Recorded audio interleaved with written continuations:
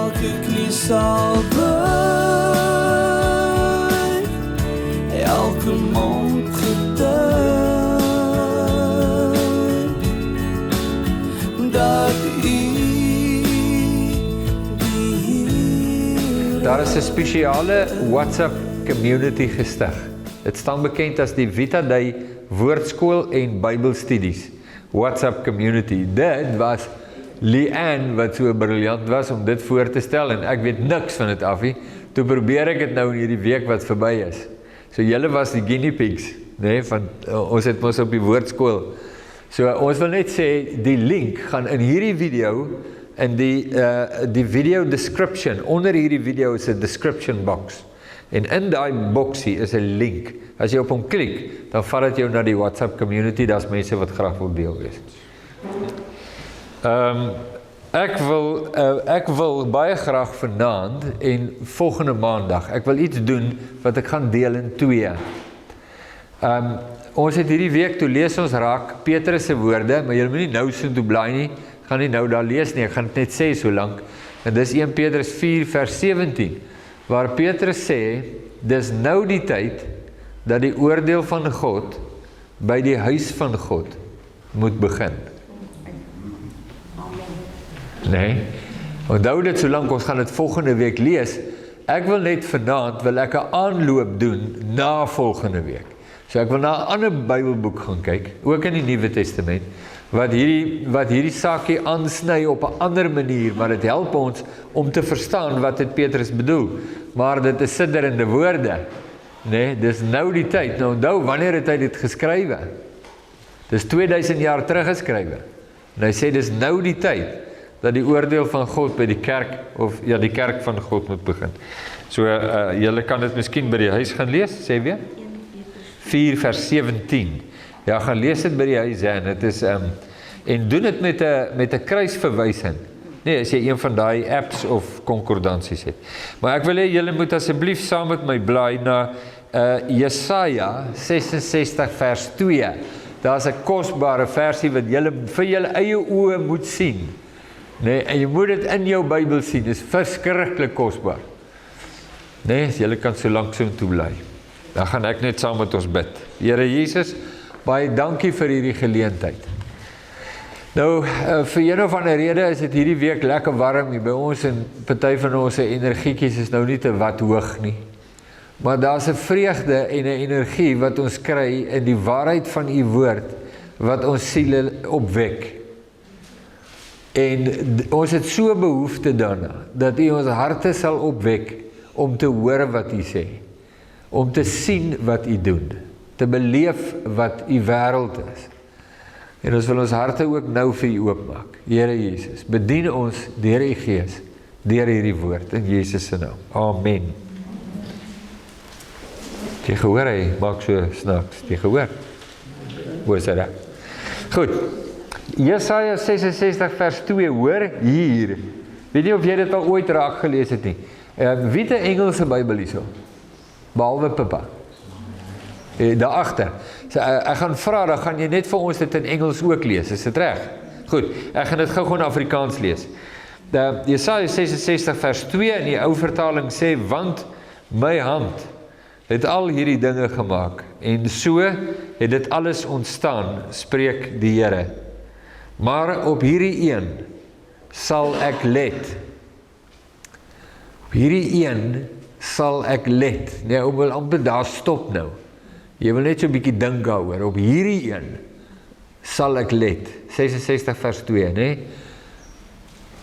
Om raak gesien te word deur God. Raak gesien te word deur God. Om raak gesien te word deur enige iemand. Nee, veral, jy weet, belangrike mense, is nogals 'n belangrike saak. Ons wil raak gesien word. Maar hier gaan dit oor, wie sien God raak? So hier staan, op hierdie een sal ek let. En dan noem hy dit. Hy sê op hom wat arm is en verslaaf van gees. En wat bewe vir my woord. Het jy dit al raak gelees? Hoor gou klink dit in Engels. Lees hom net vir ons lekker hard asseblief. Is dit Isaiah 66 verse 2. Ja. Has not my hand made all these things, and so they come into being, declares the Lord? Ja, dis reg, dis heeltemal reg. This is the one I esteem, he who is humble and contrite in spirit, and trembles at my word. Trembles at my word. Ekskuus tog dat ek vra, wat is jou van? Ja. Jou van? Jou naam? Regtig, jy het die mooiste Engelse aksent wat ek in 'n lang tyd gehoor het. Vanaf Amerika. Ja, ek wou sê, jou Afrikaans is te goed. Goed, so op hierdie een sal ek let op hom wat arm is en verslaaf van gees en wat bewe vir my woord. Dis 'n geweldige belangrike uitspraak.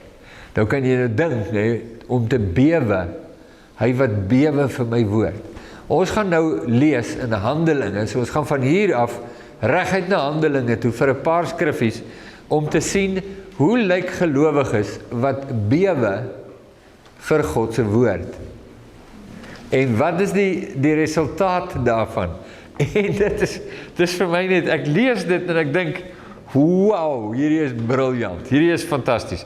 Die eerste skriffie waarna ons gaan kyk, ek dink ons het so 5 of 6, as ek nou reg onthou, Handelinge 2 vers 43. Handelinge 2, as jy hoor Handelinge 2, dan weet jy dit het te doen met Pinkster, die uitstorting van die Heilige Gees, en net na Pinkster, net na die uitstorting van die Heilige Gees, word die eerste gemeente gevorm, gelowiges, die mense draai, bekeer hulle na Jesus toe, op een dag 3000 word bygevoeg, en die apostels beweeg onder hulle, preek die woord, die evangelie van die heerlikheid van Christus en doen wonders in hulle midde. Daar word gebid vir siekes, die siekes word gesond, ensovoorts, ensovoorts, en dan in die volgende hoofstuk veroorsaak dit 'n vreeslike commotion in Jerusalem, omdat die fariseërs vir Petrus en Johannes belet om in hierdie naam nie weer te praat nie. So dis in daai omtes staan hierdie versie, vers 43. Ek gaan by 42 begin. En hulle het volhard in die leer van die apostels en in die gemeenskap en in die breking van die brood en in die gebede en vrees het op elkeen gekom. En baie wonders en tekens het deur die apostels plaasgevind. Is dit nie vir jou 'n opvallende vers nie? Nee, vrees kom oor hulle. Hoekom kom daar vrees oor hulle? Want God werk in hulle midde. En hulle verstaan, jy verstaan dat God is regtig. Jy hoor dit baie in ouens se getuienisse. En dan sê die oom, hy kom al jare met die Here, en dan was daar nou een of ander diep krisis in hulle familie. En in hy diep krisis kom die Here en hy verlos hulle van dit. En skielik het hulle 'n nuwe belewenis van die teenwoordigheid van God in hulle midde. En dit bring 'n nuwe agting. Daai besef, hy's regtig hier. Almal sê, hy is hier. Vanaand hier in die saaltjie, sê almal, hy is hier. En dan daai oomblik wat jy besef, maar hy is regtig hier. Nee, die effek wat dit in mense se harte het. Dit was Handelinge 2. So die volgende ene is Handelinge 5. Nou ja, as jy Handelinge 5 hoor, en jy ken die Handelinge, dan weet jy, hier raak die orgelmusiek nou swaar. Want dit het te doen met Ananias en Safira. Ja, hier is een van die min ouens waag 'n preek oor Ananias en Safira. Want wat sê jy nou? Hier, na die opstanding, al die heerlikheid wat gebeur, en skielik is hierdie twee mense wat lieg oor hulle bydra, wat hulle gee, en hulle val al twee dood neer. Ons weet nie lekker wat om met daai te maak. Nee, maar vers 5. Nou die konteks is, Ananias het nou gelieg, hy het gesê, hy het al die geld gebring, wat hy toe nie het nie, en Petrus het vir hom gesê, hoekom het jy nie net die waarheid gepraat nie? Jy het nie nodig gehad om enige geld te bring nie, maar nou gaan lieg jy daaroor, hoekom doen jy dit? Nou vers 5 sê, toe Ananias hierdie woorde hoor, het hy neergeval en gesterwe. En 'n groot vrees het gekom oor almal wat dit gehoor het. Hoekom sal daar na dit 'n groot vrees oor almal kom wat dit gehoor het? Want hulle verstaan, God is heilig. En hy duld nie huigelary en leuns nie. En daai besef is 'n geweldige ding, dat nie net is God in ons midde nie, maar die God in ons midde is 'n heilige God. Nou dit gaan verder in daai selfde hoofstuk na vers 11 toe kom Safira verby. Vers 11 sê, en 'n groot vrees, sy val toe ook dood neer, né? Vers 10. Vers 11 sê, en 'n groot vrees het oor die hele gemeente gekom en oor almal wat dit gehoor het. God is teenwoordig en God is heilig. En die vrees kom nie net oor die gelowiges nie. Dit kom ook oor die mense daar buite. En die mense wag dit nie om hulle by te voeg nie. Want hulle verstaan, hierdie vergadering is baie spesiaal. Dat hier speel jy nie. Nou, as ons van daar af 'n bietjie verder gaan na Handelinge 9,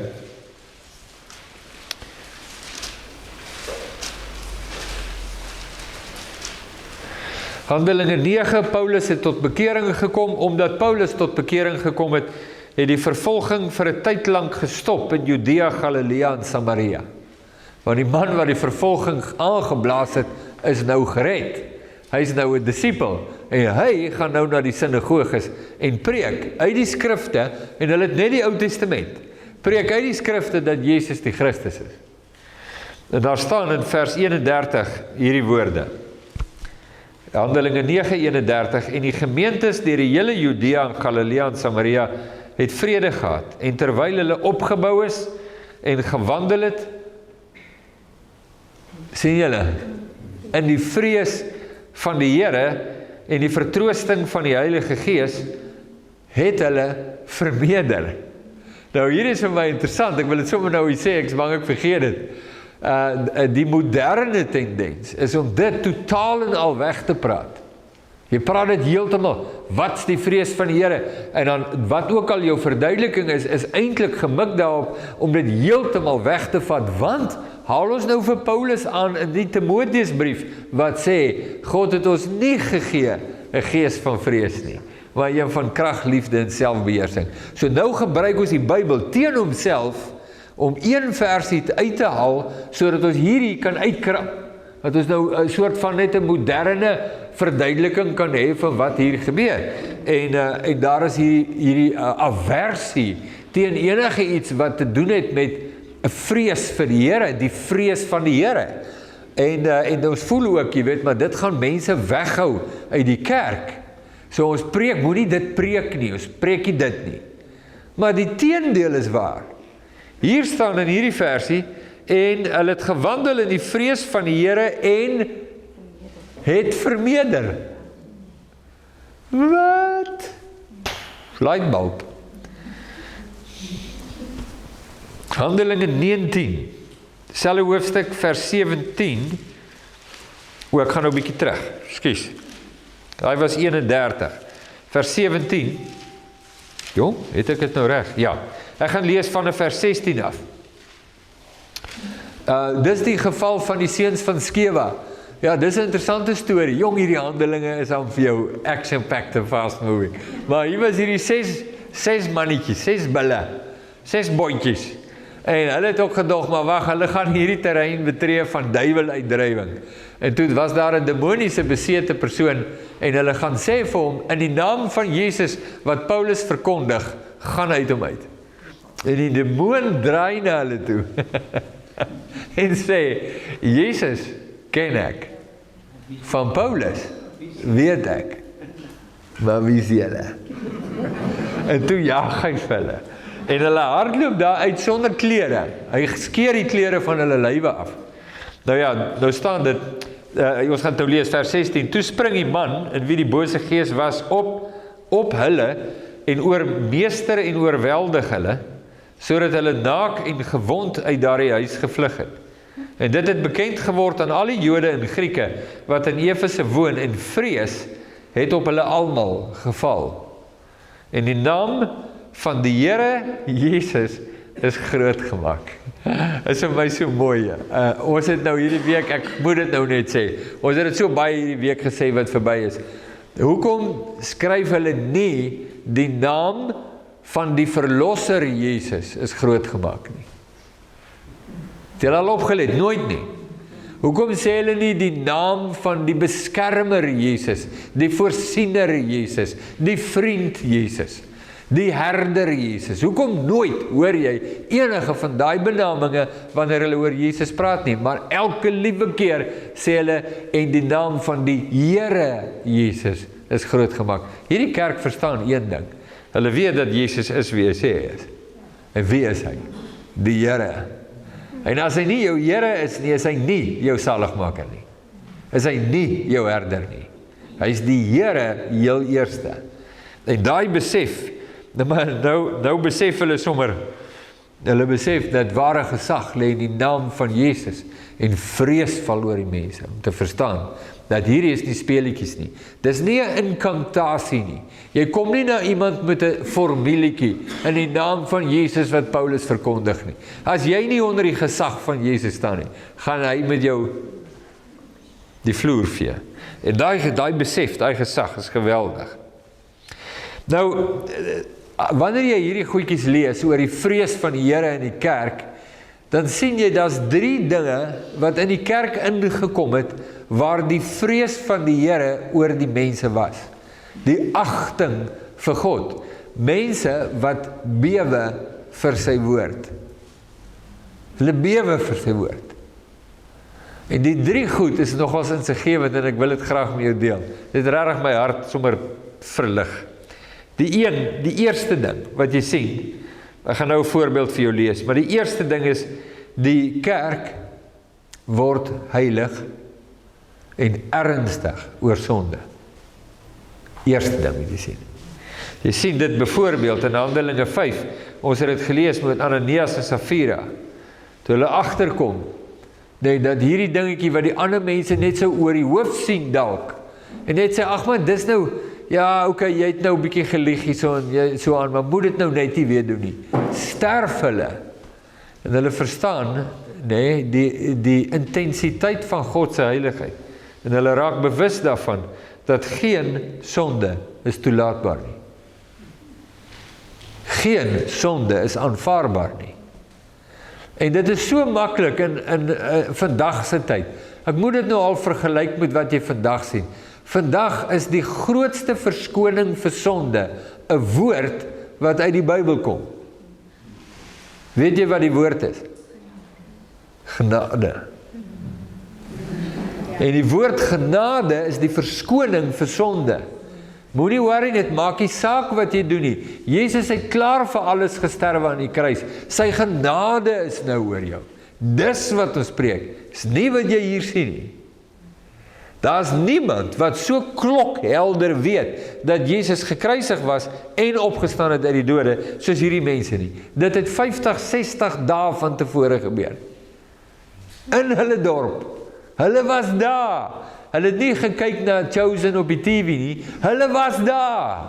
Hulle was by Golgotha, hulle het gesien. Hulle was in die kamertjie toe Jesus verskyn.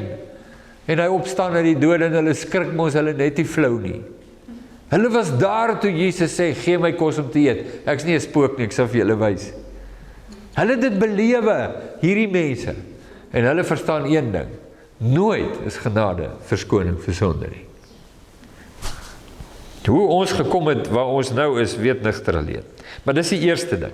Die tweede ding is die een wat ek nou uitgelig het, en ons sien dit in Efese Handelinge 19, wanneer die vrees van die Here kom, word Jesus se naam verhoog. Dis 'n merkwaardige verskynsel. Die vrees van die Here het oor hulle gekom, en hulle die naam van die Here Jesus verhoog.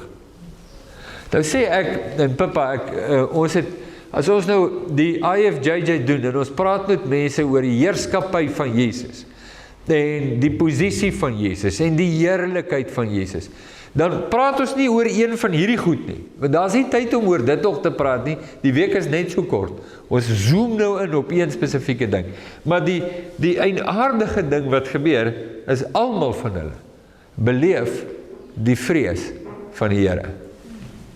En daar is net skielik hierdie nuwe besef onder die mense, soos daai ou wat sê, ek weet nou nie eers meer wat om te bid nie, nou vertel hy, nou sê ek wil vir julle vertel, hy sê, weet julle al my gebede voorheen, was net, gee vir my, help my, doen dit, doen dat, gaan so toe, maak so, beskerm my, lei my, alles gaan oor my, hy sê, en dis al wat ek weet om te bid, en skielik kan ek nie meer bid nie, want ek besef ek kan nie meer so bid nie. Daar is iets ver belangriker om te bid, as iets wat heel dag en al dag net om my gaan.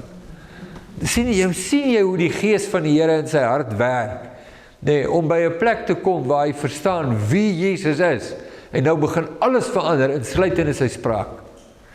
Maar die naam van Jesus word verhoog, en die derde ding wat gebeur,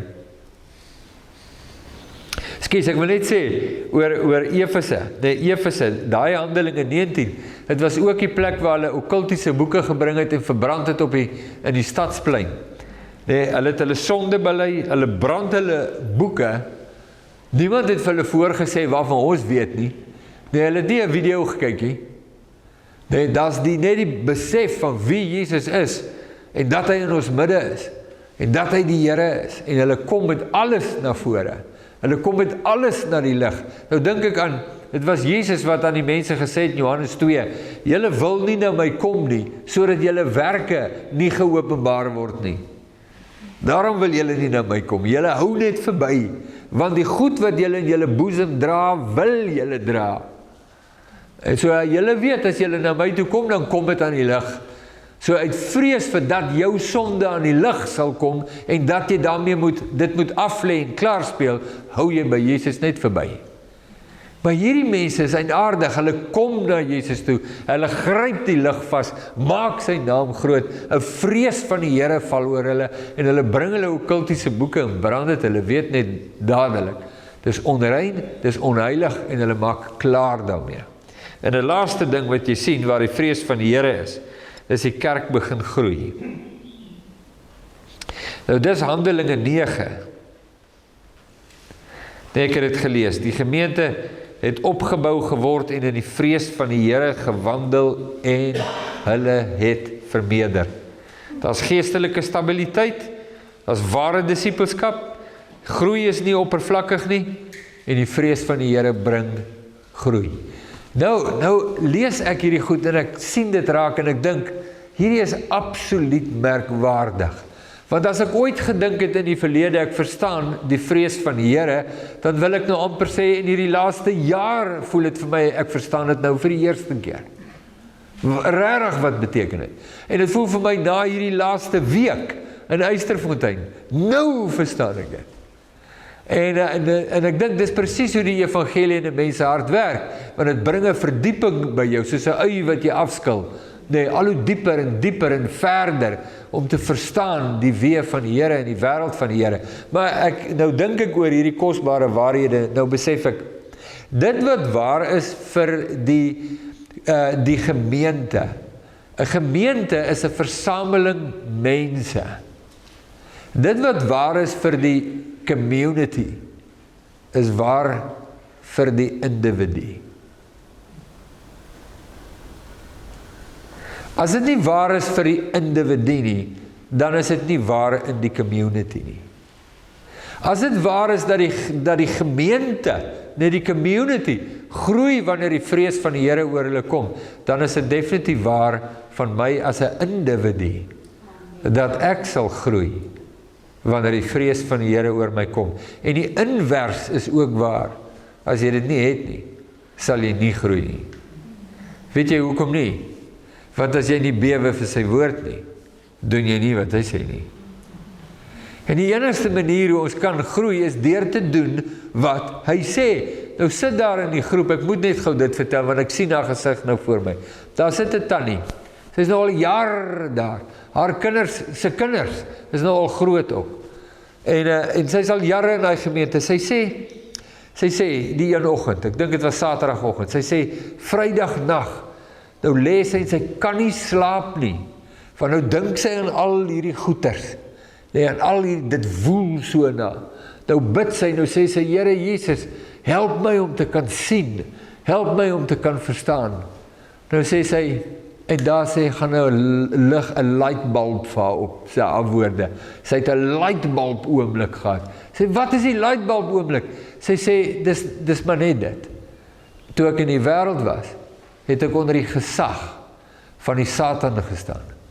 Nou is ek in die koninkryk van God. Ek staan nou onder die gesag van God. Nou dink ek, ja, maar wie weet dit nie? Pas op vir daai. Daai besef dat ek staan onder die gesag van God, is 'n lightbulb oomblik vir 'n mens om te verstaan, weet jy wat's belangrik? Om onder die gesag van God te staan en te doen wat hy sê, wat dit ook al is. Maak nie saak hoe klein dit is, of hoe groei, en dis waar groei lê. So my geestelike groei, 'n vergadering soos hierdie, word vinnig uitgevang, oor wat hy doen met die woord van God. Deur te kyk, of hierdie vergadering geestelik groei, of hierdie individue wat in hierdie vergadering sit, geestelik groei, nie net in kennis groei nie, want kennis is nie geestelike groei nie, maar in karakter groei. En wanneer jy dit nie sien nie, dan weet jy, die een simptome, die een oorsaak, nie die simptome nie, die oorsaak, die een oorsaak vir dit, is die feit dat hulle aan Jesus nie onderdanig is nie, in jou alledaagse lewe. Dis die oorsaak. En die rede hoekom ek nie onderdanig is nie, terwyl ek al hierdie goed weet, al hierdie dinge het, en verstaan, en die openbaring van Jesus hoor, is die feit dat ek nie bewe vir sy woord nie. Ek is sommer net tralala daaroor. Ek hoor dit, en dink, dit was 'n great preek, en gaan huis toe. En ek tralala daaroor. Nou, onthou ek, hele paar jaar terug, toe het iemand hier aangehaal, Matteus 7 vers 23. Ek weet nie of julle weet wat staan in Matteus 7 vers 23. Hierdie woorde. 21, dit was hoeka jy wat dit aangehaal het. Julle kan nou hoor, dit was hy. Jesus sê, in daardie dag, sal baie vir my sê, Here, Here, in U naam het ons wonderwerke gedoen. In U naam het ons duiwels uitgedrywe. En dan sal ek vir hulle sê, gaan weg van my. En dan kwalifiseer Jesus, julle wat die ongeregtigheid bewerk. En dit is 'n steen des aanstoots vir baie mense. Daai uitspraak van Jesus. En nou hoor ek ouens, ek kan sien die aanstoot spuit so straal. Nou sien ek die ouens probeer nou dit verduidelik op 'n manier wat van die aanstoot ontslae sal raak. Sê ja, maar die mense van wie Jesus praat, was nie regtig Christene nie, want as jy 'n Christen is, dan sal hy nooit dit vir jou sê nie. Sê seker? Moet nie so seker wees nie. Nou dink ek oor dit, en nou besef ek, weet jy wat gaan aan? Weet jy hoe kan hulle duiwels uitdryf in die naam van Jesus? Die seuns van Skewa kon dit nie doen nie. Want hulle is nie by Jesus nie. Hierdie mense is. Hulle het die openbaring van wie Jesus is. Hulle verstaan wie hy is. Hulle sien sy krag en hulle sien sy heerlikheid. Hulle verstaan die inhoud van die boodskap van Christus. En hulle opereer in dit, in daardie openbaring. Dat is net een ding. Hulle verstaan wie Jesus is, maar hulle onderwerp nie aan Jesus nie.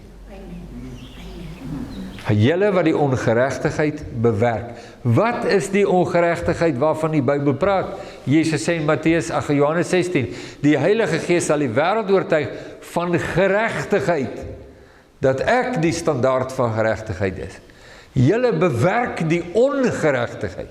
Wat beteken? Julle is nie aan my onderworpe nie. Julle weerstaan my in julle alledaagse lewe. Julle weet wie ek is.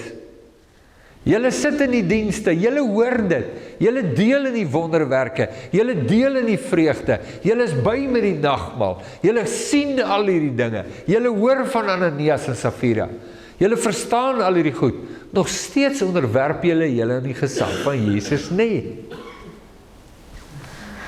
En dan sal ek vir hulle sê, gaan weg van my, ek ken julle nie. Nou kan ek nou net dink, wat sê jy vir Jesus dan? Wat sê jy vir hom? Skies tog net, Here, maar op bladsy 174 van die kerkorde staan daar dat u sal dit nooit vir my sê nie. Wat gaan jy sê? Nou, die gemeente in Handelinge verstaan dit. Hulle verstaan dit, dat Jesus is nie net, he's not just someone to marvel at. Hy is nie net iemand om te bewonder nie. Hy is iemand om aan onderdanig te wees. En dit begin klein. Dit begin in jou eie wêreld. En dan gebeur daar 'n fenomeen.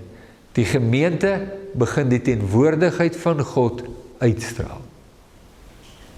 Het is nie hulle programme wat dit uitstraal nie.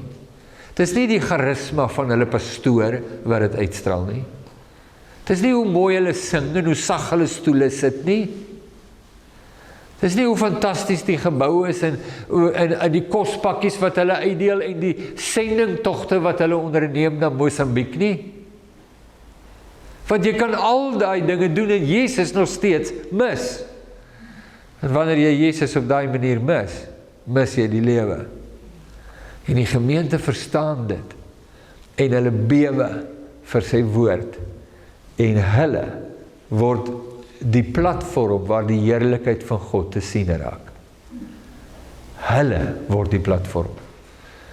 Want God het gesê, op hierdie een sal ek let. Wat arm van gees is en wat bewe vir my woord. Nou kan jy mos nou dink. Nee, mens, dis amper nie, eintlik is dit nie nodig eers om dit te doen nie. Jy is veronderstel om nie nodig te wees nie. Maar dit is nodig. Vir ons is dit nodig. Dat ek kan myself vra, is ek daai man?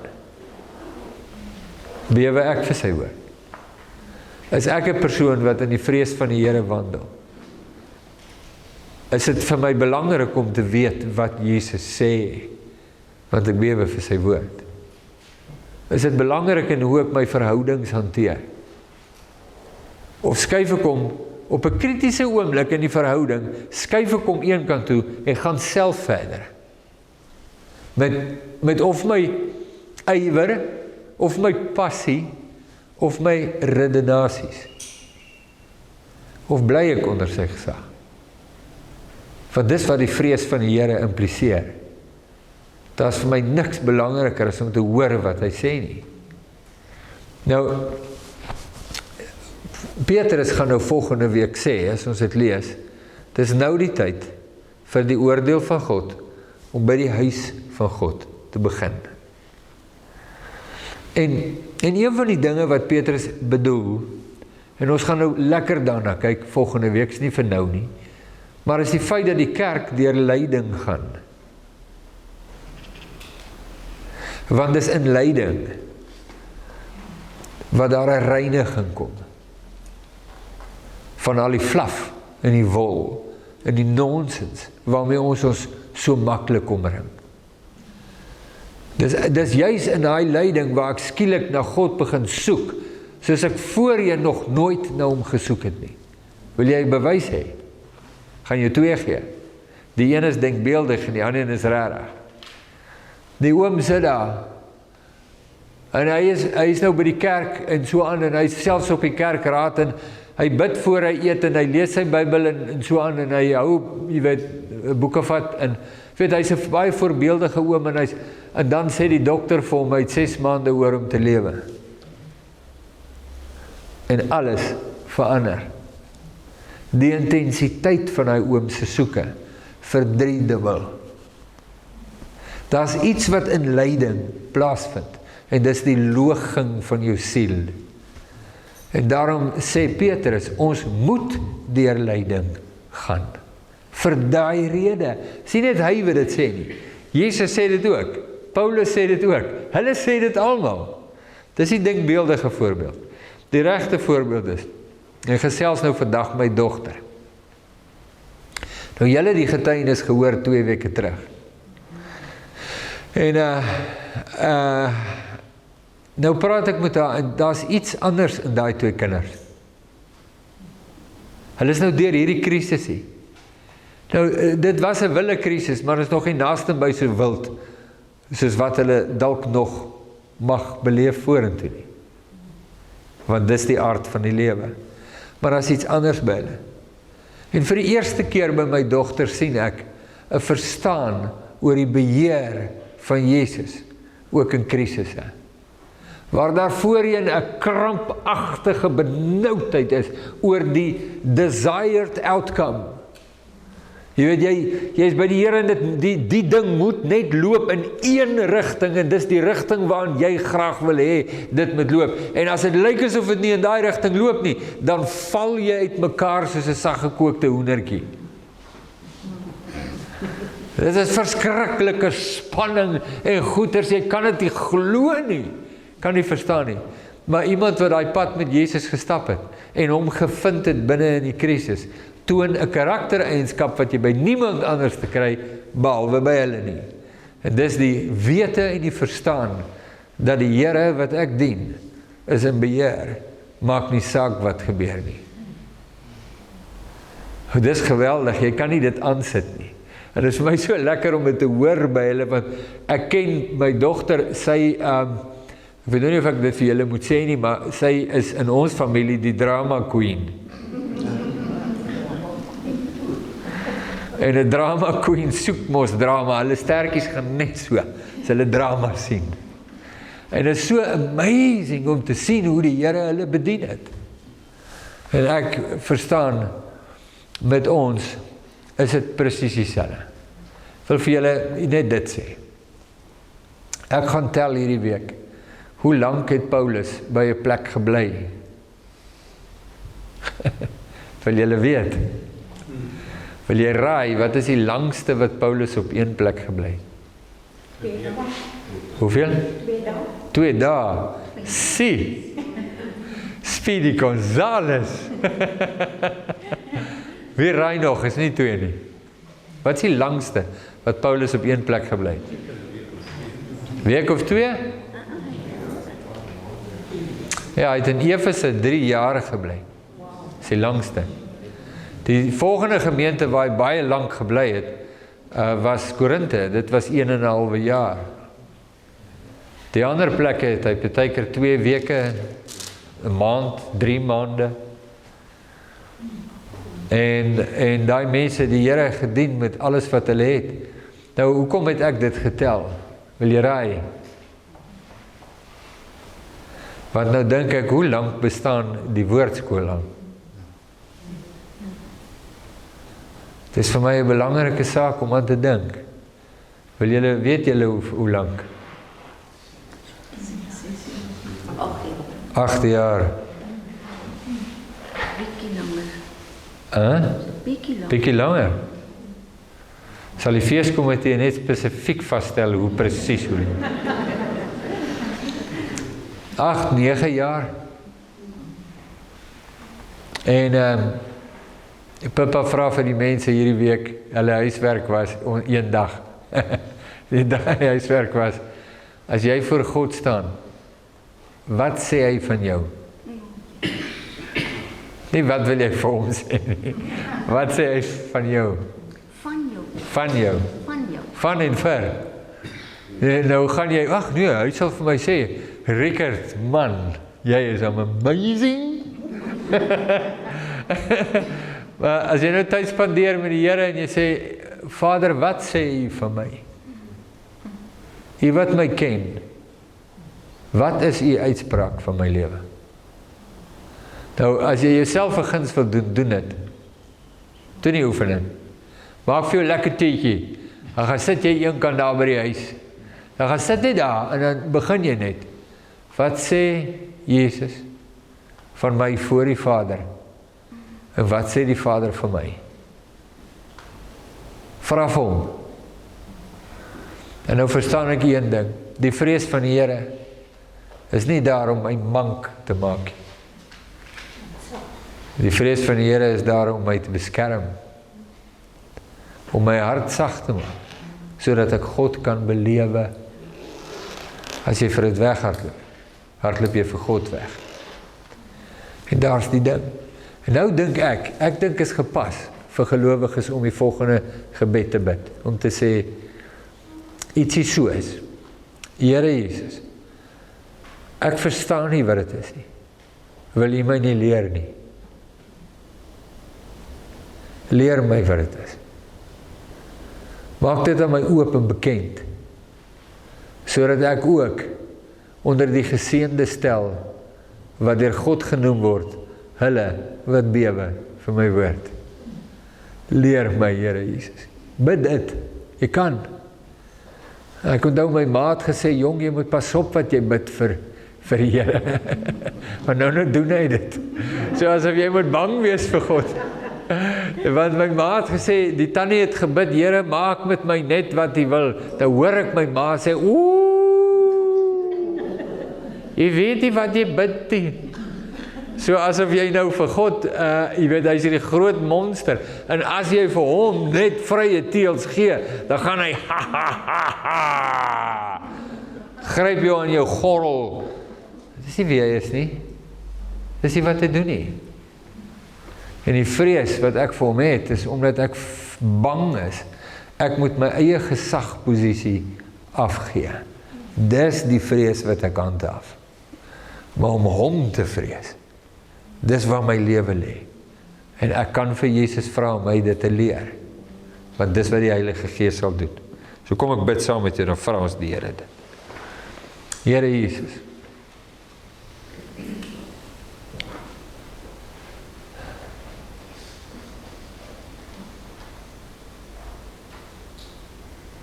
om U te kan belewe vir wie U is,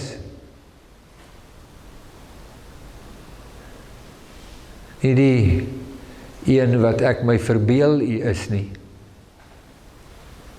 of wat ek dalk heimlik wil hê U moet wees nie, maar vir wie U is, die tydlose, sonder begin, sonder einde, die Alfa en die Omega,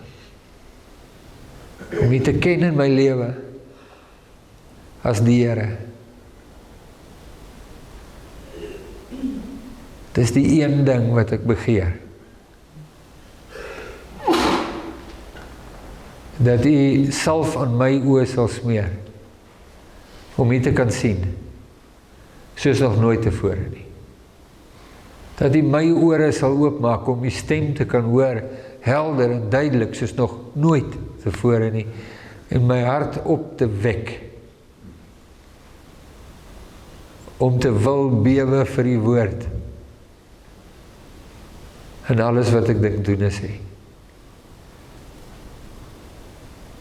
Om voor U te kan staan, en in U bevind te word, as rein, aanneemlik en heilig, omdat ek my hart voor Jesus buig.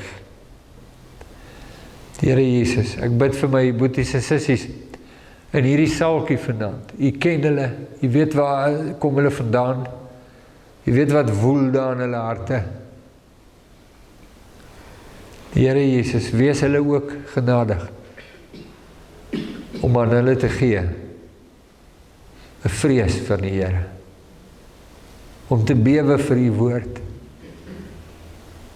sodat hulle lewens ook die platform kan wees, wat die heerlikheid van God weerspieël, in waarheid en in lewe.